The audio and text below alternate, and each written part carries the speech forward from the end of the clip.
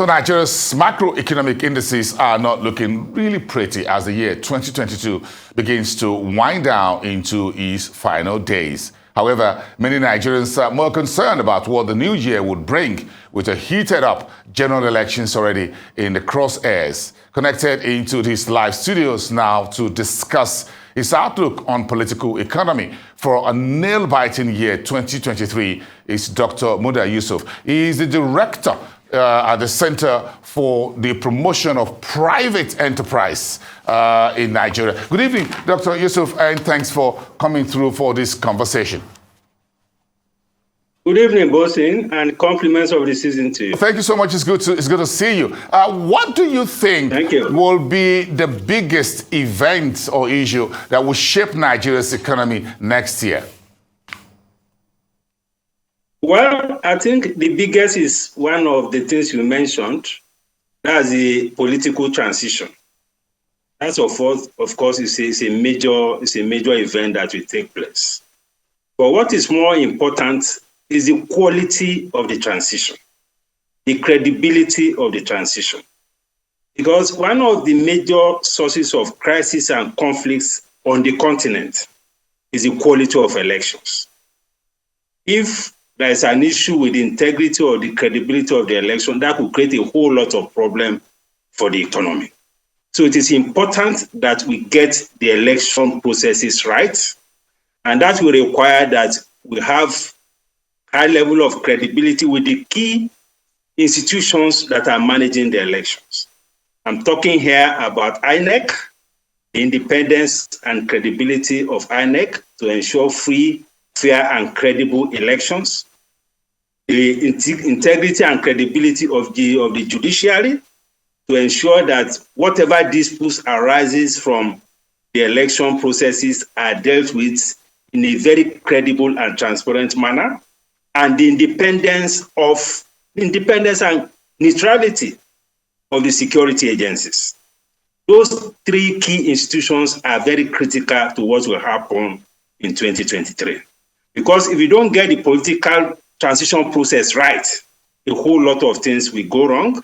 There will be legitimacy issues around whoever emerges. Having said that, we expect to see some major economic reforms, irrespective of whoever emerges. Because one of the challenges we have had with the economy, and this has been attested to by the key multilateral agencies, is about the reluctance or the pace of implementing economic reforms. And the first of this reform is the oil and gas sector reform, both upstream and downstream, because the economy has suffered greatly because of the quality of governance in the oil and gas sector. So that sector is a sector that we need to fix very, very quickly and very, very urgently. Thank God we already have the PIA. It has not got off the ground properly yet. I'm hoping that the next administration will, bring the PIA on board effectively and implement it effectively. Second major reform that we expect to see in 2023 is the foreign exchange reform. The foreign exchange environment is very systemic. It has systemic impact across all sectors of the economy.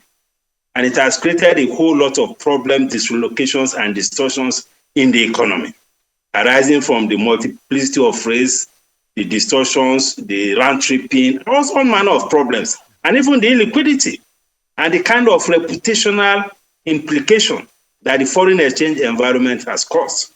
So I expect that in 2023, we need to fix the foreign exchange environment. That is very key to getting this economy forward. And I'm happy that all the leading candidates have also indicated that they are going to embark on reforms around the foreign exchange and around the oil and gas.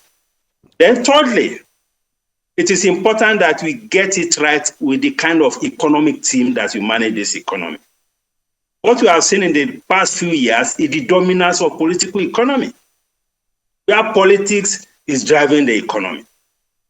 So we need to push back the political economy space and allow the economy to run professionally based on technical advice, based on data, based on quality of input by technocrats. So the quality of team that whoever emerges put together to drive the economy is very, very critical. And of course, we need to address issues of insecurity and all of that. So those are the major changes that I expect to happen in 2023, and these are very critical.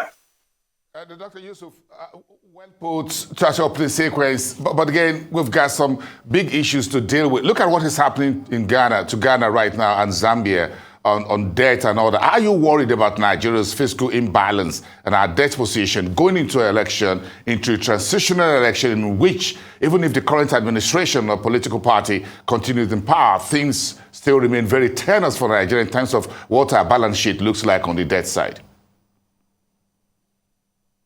Well, it's not looking good at all. I must agree with you. Our current debt level, public debt, is about 44 trillion now. And now we are talking about securitizing the ways and means, which is about 20 trillion. By the time we add that to the current level of debt, we are talking about 64 trillion. And by the time this administration goes through up until June, we are likely to accumulate a lot more debt. Only recently, we had the supplementary budget. So we are going to see a situation where the next administration will have to grapple with a legacy of huge public debt. But the point is that if we are able to put in place the right kind of reforms, we'll be able to make some progress around fiscal consolidation. If we're able to deal with the challenges in oil and gas sector, issues of subsidy, issues of the foreign exchange environment, because if we're able to deal with all of that, the fiscal position will improve, the investment environment will improve, invariably the revenue situation will also improve. And I also expect the next administration to deal with issues of corruption and the cost of governance. Budgetary reforms. We have seen all sorts of stories around the way we manage our budget, the budgetary process, budget padding, all manner of atrocities that are happening. So if you have a serious administration in place that is committed to genuine reforms, by the time we deal with all these fundamental issues, we should begin to see an improvement in the fiscal position. So I know it is very bad, but it's not beyond redemption. The challenges are enormous. Revenue, debt service as a percentage of revenue is getting to over 100%. That is very scary. But definitely, if you are really committed to some of these reforms, I'm sure that we'll be able to mitigate whatever challenges will arise from the current fiscal position. But do you think we're having the right communication right now, the right discussion in the run-up to the elections in less than 100 days? And do you think it's not just choosing a new president, you have a new National Assembly, some state governors would have to go, there have to be new ones and all that. So do you think we're focusing too much more on politics and who becomes the president rather than more of economic issues that everybody needs to ask very critical questions, and the private sector too as well? What's in it for them? Well, unfortunately, and this is part of the challenges of democracy in this part of the world, the critical issues are not being addressed. And I'm sure the political parties are also coming from the point of view of the fact that discussing the critical issues or having conversations around them doesn't actually have so much of electoral value, which is really unfortunate.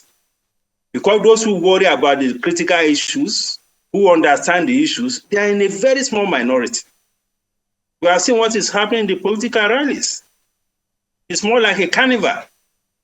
Go there, a lot of dancing, waving, dancing around, and that's the end of it. No serious communication. I think this is also part of, underdevelopment of our democracy, unfortunately. But at least for the elites, there has to be, better engagement with the political actors to ensure that critical issues of reforms, or resetting the economy are put on the front burner. But unfortunately, the majority of those who will vote don't even understand the issues. They don't even understand the problem. They don't understand where it is coming from. All they know is that we have a problem with the economy, prices are going up, exchange rate is unstable. They have all of that. But when it comes to the political arena, so these issues are not taken that seriously. And whether they even count in terms of the decision to vote is a different matter entirely. So these are some of the challenges of underdevelopment, challenges of the level of literacy, the level of understanding of the majority of the citizens. But I'm sure that the worst is probably over. I'm sure that by the next administration, things will begin to get better. We appreciate that, landing it all on the optimism side.